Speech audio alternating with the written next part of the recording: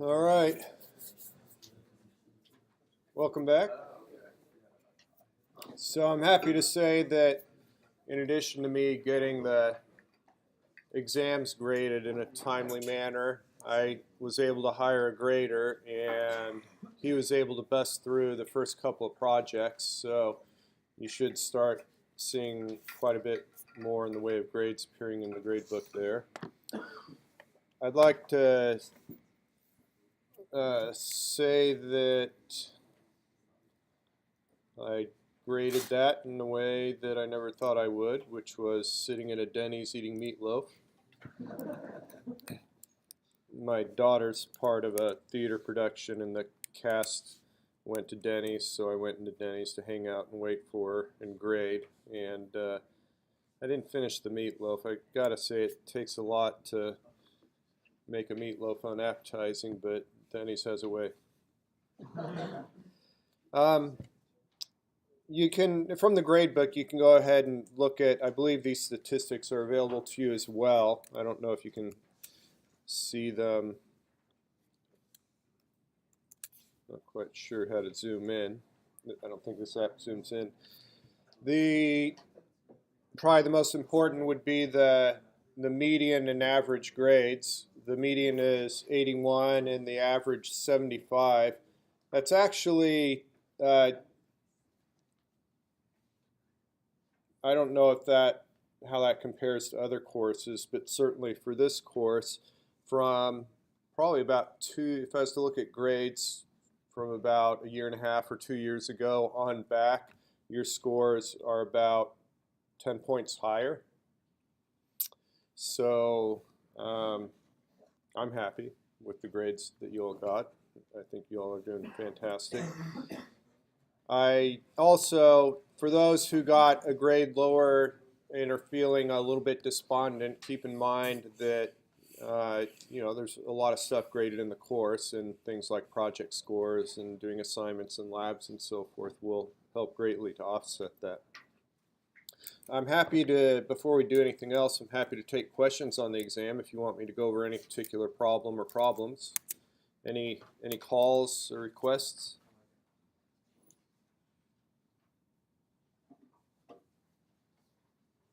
Yes, sir. Just like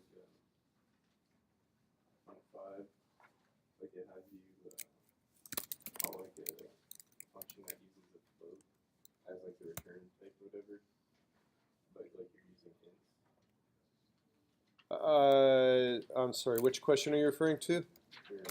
Which is like you call this function like from 3, you're in like 5 with like hints, you know.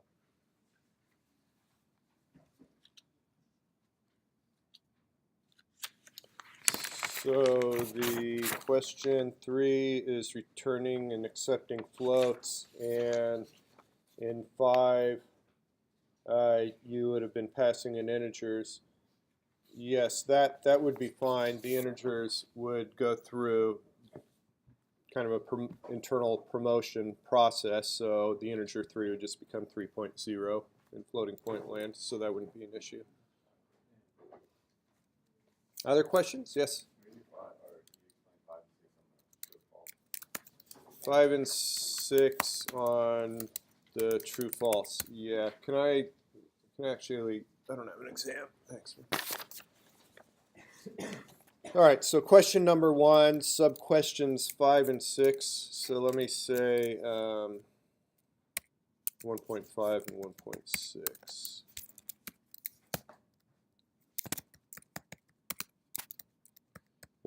.5 is b equals 0 or c equals 99, and 1.6 is b equals 0 and not a. All right. So this one, the trick here is to understand the distinction between a single equal sign and 2 equal signs. The 2 equal signs are comparison for equality, and that is assignment. Okay, So in answering those, let me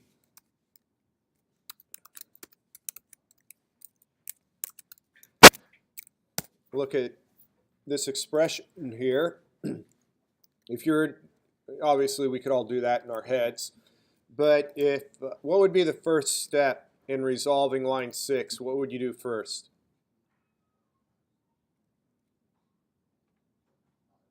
That's not a trick question. You're teaching a 6 or 8-year-old or whatever year old you got to be to do this. What do you teach them to do first? 5 plus 4, right? So that's what you're left with. Then what do? Then you do the 9 plus 2 and you end up with 11 plus 7, and then you add those two and you end up with 18, right? We all kind of comfortable with that? All right. When I assign 0 to B, 0 gets assigned to B, and then what's left over is B.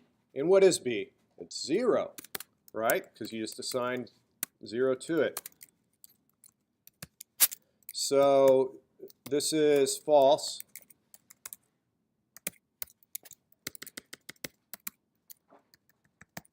Or C can be equal to 99. What is C equal to? 23. This ends up being false. So if both of them are false, the answer is false.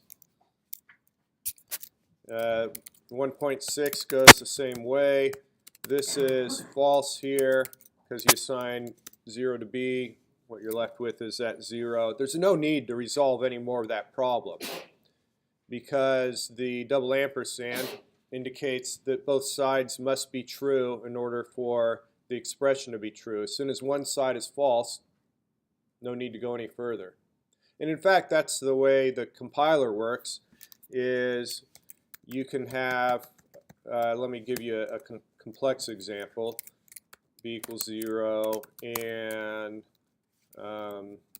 check temperature is greater than 80. Right? So there's a function call there, and then there's a number, presumably there's a number returned from the function, and you're comparing that against 80 to see whether it's greater than 80. Because of this and here, the moment the compiler or the running program determines that this is false, it actually doesn't look any further. It's called short circuit logic, meaning that that function is never called. So you could have like print statements in there or be writing to files. None of that happens with this example. If B was true, then we need to look further to decide whether that whole expression is going to be true, and then the function is called and it's compared against 80. Okay, so just a little side interesting thing, that's what's referred to as short circuit logic. It will not look further if it does not need to. All right, any other questions on any problem on the exam? Yes? Can we do 7, B, and C? B as in boy, B and C? Yes. 7.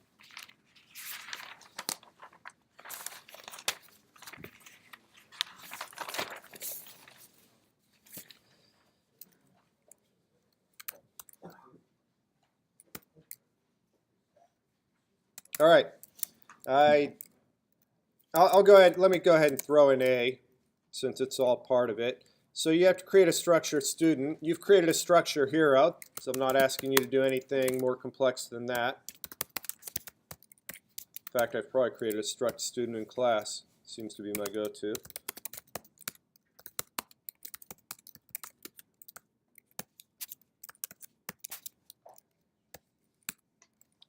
All right, so that's 7A. Number 7B. Before I create two student variables, let's just do some other things. Help me create a float variable. Just give me some stuff to type in that creates a float variable. This isn't part of the problem. We're warming up to the grand effort of answering 7B. Help me create a float variable. Float. What else? X. Help me create another float. Float B. Help me create an integer. Int C. Help me create a student. Student S. There you go. There's one of the two students created. That's all you have to do. 2 lines of code. The word student and then whatever. 7C.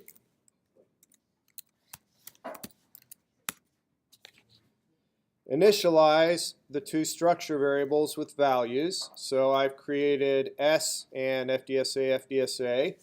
So S has a name,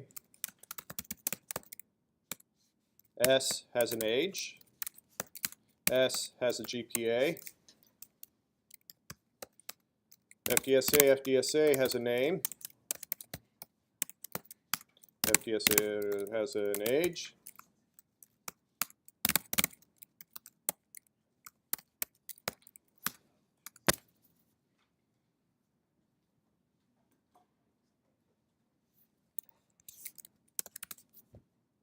that's what you had to do with the hero, yeah?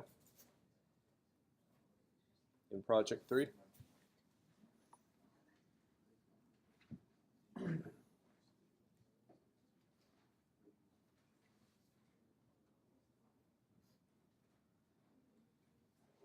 Any others? That's weird. My voice broke a little bit, like I'm going through puberty or something.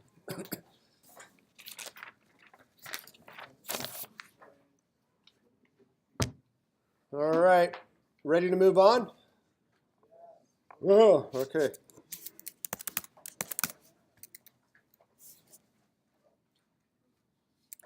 So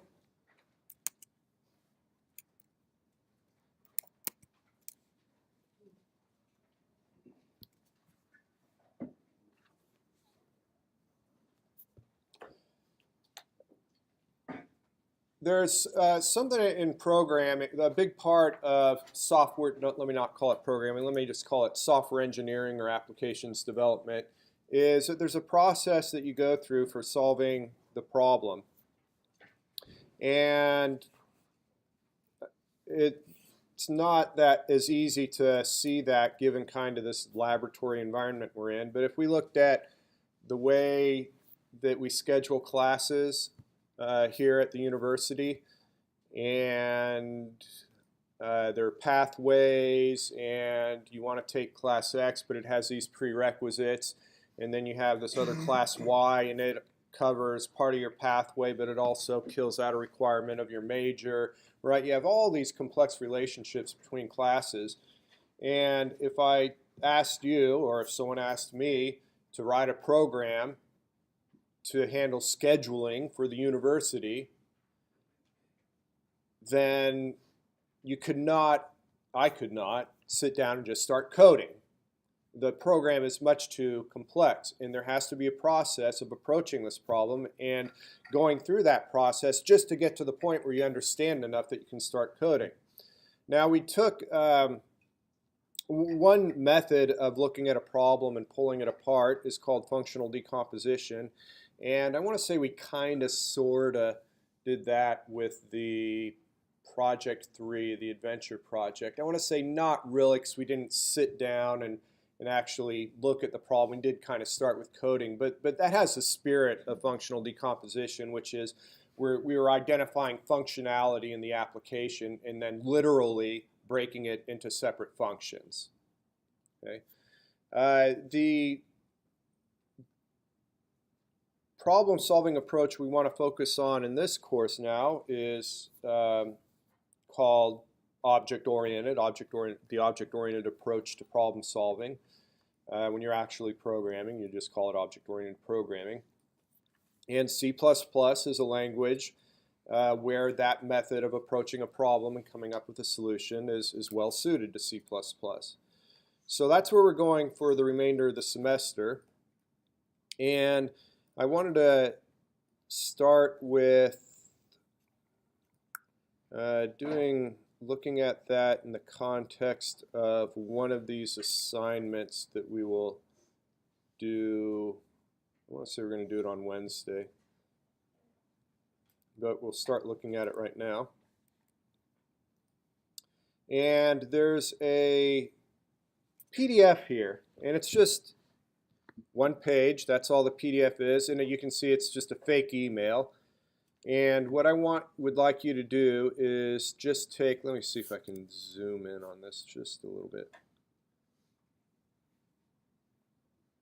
So if you have your computer up, feel free to go into assignment 13 and bring up the PDF on your own device. Otherwise, if that isn't convenient, you're welcome to read it on the screen there. I'm just going to give you 2 minutes to read through that, and then we'll move forward.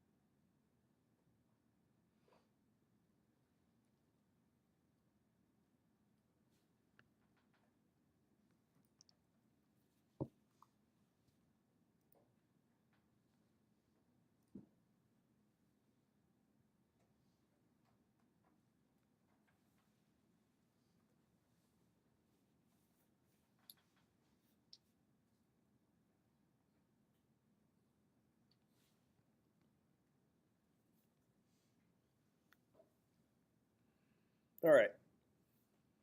So there are a couple of things I want to offer up as preamble. One is first that I've kind of dated myself with the topic of this, which is a web counter. And some of you may not know what a web counter is, so let me talk about that. When the web was new and exciting, HTML is kind of the markup language for creating a web page where you create titles and so forth. And it was relatively easy to learn. So there's tremendous excitement in people being able to put up their own web page, create a little HTML. And the name of the game was that your page had to get attention. So you had to use the orange and the green font, and you had to have the blinky things, and you had to have the little hamsters dancing in place. And if there were 100 hamsters, that was like 100 times better. And in order to kind of have bragging rights that people were actually coming to your page and looking at your yarn collection or whatever the hell you were displaying on it, that there would be a counter there, typically at the bottom of the page, saying there have been 3,682 visitors since January 1st, or something like that. So that's the web counter. It's something that's just giving a running total of visitors to the web page. Taking a step back, why have I taken the effort to create this silly email rather than just telling you what to do? And one of my beefs about programming classes in general, and I think the entire undergraduate program suffers from this to a certain extent, which is you'll get a paragraph or several paragraphs description telling you what you need to do. Right? You need to code up this kind of list, and it has to have these features, and it has to do this, that, and the other thing. My problem with it is that the instructor has done all the hard work of approaching the problem and figuring out the problem that needs to be solved. They've done all that work of thinking about the problem, and now they're telling you what to code up, right? Where I'm trying to say that isn't how it happens in the real world. You don't get 3 paragraphs telling you what to do. You get 3 customers who only halfway know what they want, and it's a little ambiguous and confusing and so forth, and you actually have to go through a process of solving that problem. Now, I'm a little bit constrained by the fact that we're actually still kind of learning the language, and I can't bring you into the equivalent of a boardroom and give you this the scheduling application for the university, right? That's obviously well beyond where we're at right now. But I want to chip away at that a little bit and kind of present things just a little bit vague, a little bit more realistic, so that we can at least kind of start modeling what it looks like to actually solve problems in the real world. So that's the motivation for giving you an email, because we're getting real. Now, looking at the content of the email itself, I want to start by focusing in on this little saying they have here, talking about abstraction and encapsulation. And let me start with, let me call this OO basics. So abstraction is describing something in terms of how it's used.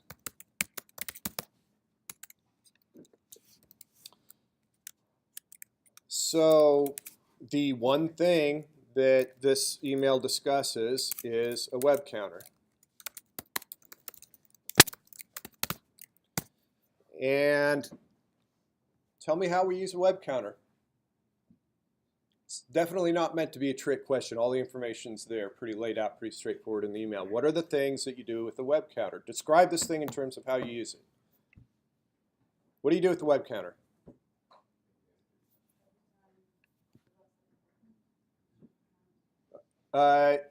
Okay, every time the website's open. So take the website out of it for a moment, and let's look at the web counter itself. So the website, you're right.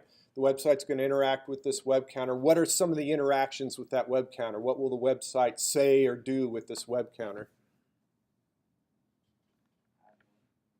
Add one. What phrasing is used in the email? Huh? Increment. All right, I'll stick with that. So what does that mean? Add one to the counter. What else do we do with the web counter? Reset it, and reset it will set the counter to 0. What else? Set. Assign a particular value to the counter. And what was the other one? Get.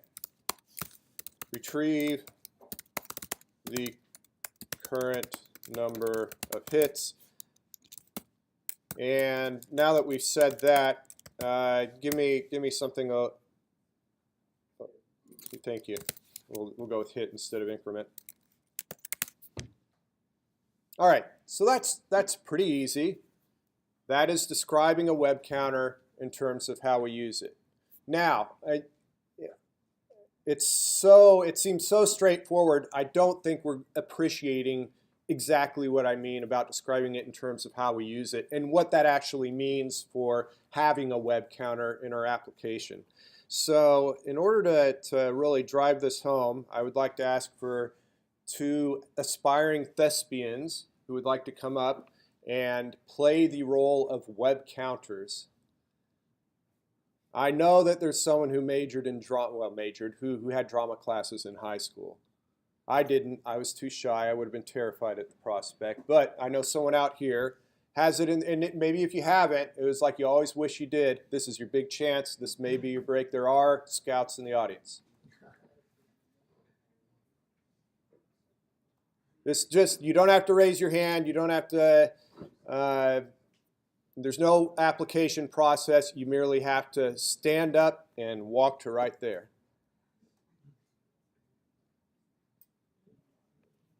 I'm willing to wait 20 minutes. All right, thank you. There's one. Someone has broken the ice. Right? It's always a little awkward at the beginning of the cocktail party. Now the music's on and feeling a little loose. There's one more of you up there. Come on. All right. Yeah, all right. We have our 2 volunteers. Okay. So you will be recorded, by the way.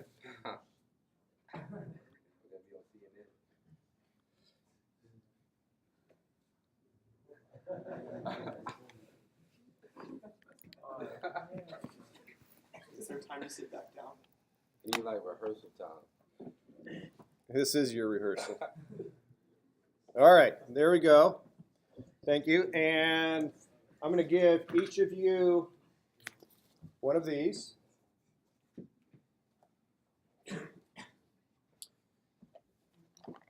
And Could you go ahead and for everyone, let us know your first name? My first name's Jarrell. Jarreau? Jarrell. All right, Jarreau. Brady. Jarreau and Brady. All right, so Jarreau and Brady are our web counters. We can imagine I'm the application and I've created these two web counters, right? This is the same as creating two students. You can imagine two lines of code in there where I brought Jarreau and Brady into existence. Now, what are the things I can do with Jarreau and Brady? Hit, reset, set, and get. Yeah? All right. Let me say Jarreau, set 0, Brady, set 0. So you can use this. This would be the piece of paper there represents kind of your information or your data. So you can go ahead and just put a 0 on there, maybe in the upper left-hand corner. Make it big enough so that everyone can see it when you hold it in front of you.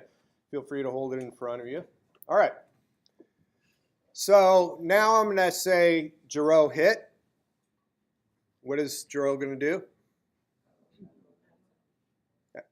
Add 1. So go ahead and add 1 to that. Okay, Jarreau hit. +1. Yep. All right. Brady set 42.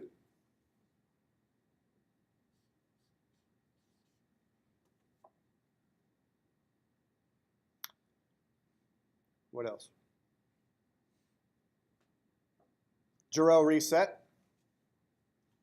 Note the dramatic pause I introduced there. Okay. I've done this before. I've done this play once or twice. Wait, line? No. How about this? Brady get. What happens?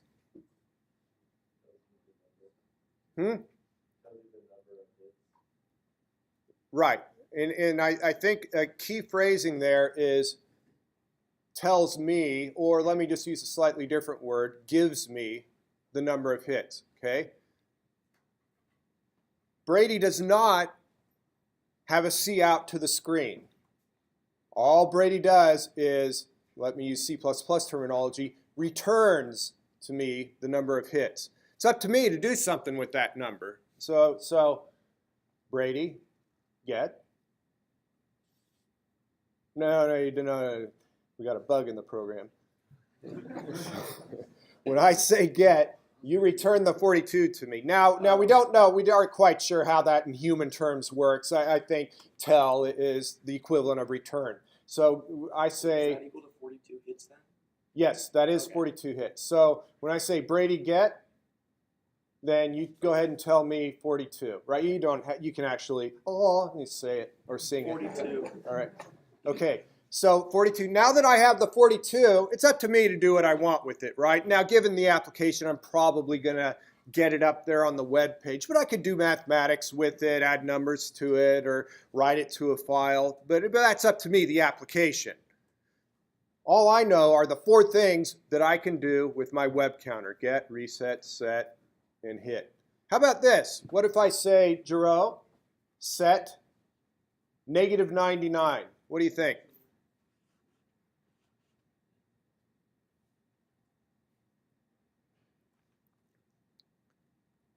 Everyone good with that? That should not sit well with at least one of you, and why is that? Right, there's a context here, right? This is supposed to be a hit counter, the number of visitors to a web page, and you'd never have negative numbers of visitors to a web page. So this, as simple as it is, this is the kind of thing that happens, when you are pulling apart problems in the real world, which is you notice something that hasn't been talked about and there's no clear answer. What should we do if an invalid number is provided to the set function? And depending on the severity of the problem, you as a programmer may make an executive decision, or you may have to go back to the customer and have a discussion and say, well, we found this kind of situation where this can happen. What should we do? Should we generate an error? Should we set it to 0, right? So for our sake, I think we'll go with the common sense approach and maybe just say that if a number less than 0 is provided, then we just set the value to 0. The web counter will. All right? So go ahead, and when I say negative, whatever I said, negative 99, you go ahead and just make sure your counter is set to 0. Got it. Okay.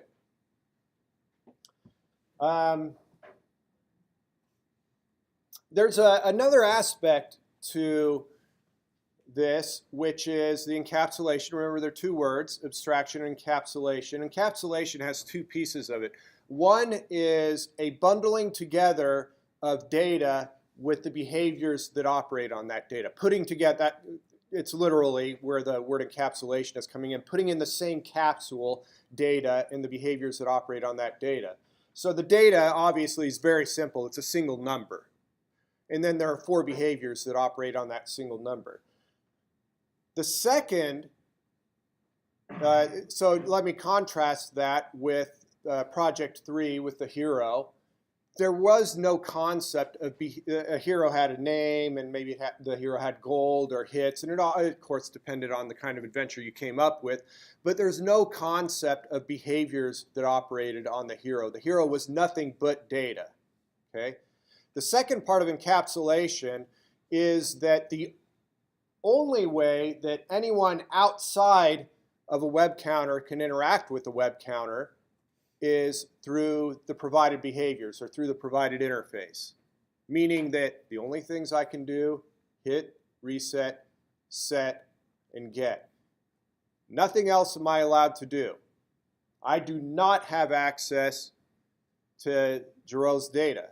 If I reach in there and I try to change it, just slap my hand away. That's not a legal behavior for me to be changing that data. And if he has anger issues, he'll pummel me. Okay? But the point is that all I can do are those 4 things. I do not have access to that data. All right? And this is very different from the hero in Project 3, where that is precisely what you did. You went in there and you set that data directly. The same as the test question that I wrote out. We had FDSA.age equals 90 is what I typed in. I was working with the student's age directly. If we were dealing with encapsulation, then there would be behaviors associated with that student, and I would only be able to use that student through those behaviors. I would not be able to touch the data directly. Does this make sense? Okay, and so that's why I brought them up here, is to show that it's their data. Only thing I've got are the 4 interactions with them. That's how it works at the programming level as well. Now, keep in mind as a programmer that you've got 2 different roles. You have a role being the developer of this web counter, and then you have a role of writing an application that uses the web counter. When I'm actually writing the web counter, I'm creating the source code to the set function and to the reset function and the hit and the get functions. And so I'm writing code that's manipulating the web counter's data, right? But as users, any application, a main function or any other function I write that tries to create a web counter and use a web counter only through those 4 functions. All right, that's all I have there. Thank you very much. I appreciate you volunteering.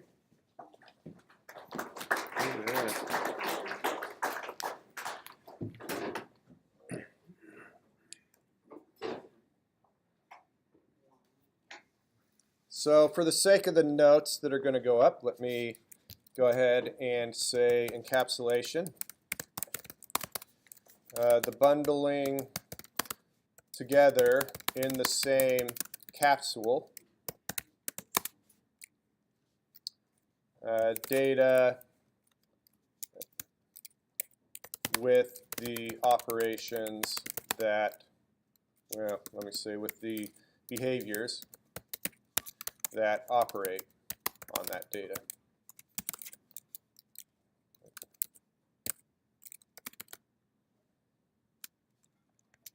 Okay. That's part 1. Part 2 is 1.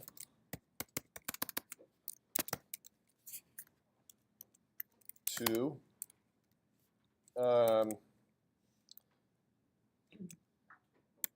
access to, let me see.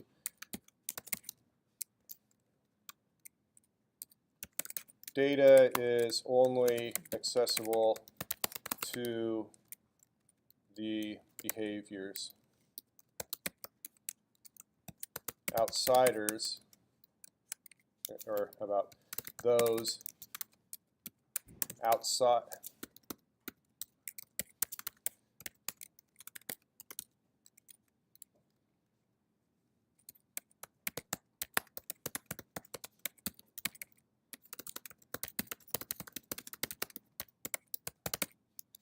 A little inelegant, but hopefully that gets the point across. All right. So I think that's about all I want to say. I believe I'll need to double check, but I'm going to go out a limb and say that I think we have 2 assignments in class on Wednesday and Friday. Believe Wednesday is for this in-class assignment, assemble into groups. Yeah. So there's actual activity stuff that's going to happen on Wednesday with the web counter. Friday should be another activity. I believe there's only 1 lab this week, so that's a bit of a break for you. And I think I'll just stop it right there, and we will see you in lab and pick it up on Wednesday.